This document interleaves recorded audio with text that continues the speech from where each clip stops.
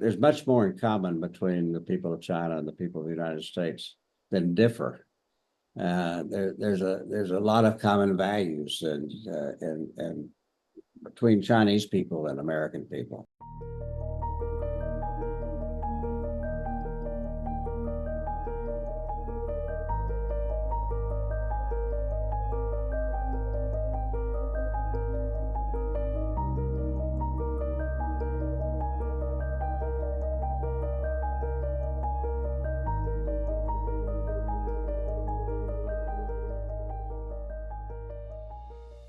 There's much more in common between the people of China and the people of the United States than differ. There's a lot of common values and between Chinese people and American people. China is shipping and selling a lot more than it's buying right now, and that's just a fact. The numbers don't lie about that. And you'd like to get to a point where it's fair, and their tariffs is one way you can deal with it, but it's not the only way. You can do it with trade agreements, and you have to try to figure out how to do that rather than just throw up tariffs to charge more for goods from that country than there might be the actual value of the goods themselves.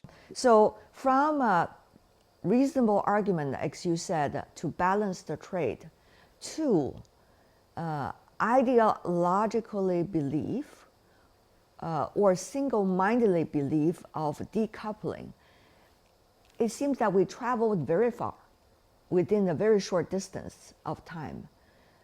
How do you understand this extreme of the argument, and it's ever getting stronger? There's political discourse here that's created just to cast blame on somebody else for our problems. And when you can find an enemy to attack, you can create one. And in part, that's part of the rhetoric that's going on. Is to be tough against the Chinese because they're doing all these things to us is the argument. And it's not that simple. It's not just the fact that there's an enemy. There's not an enemy. You're creating the enemy.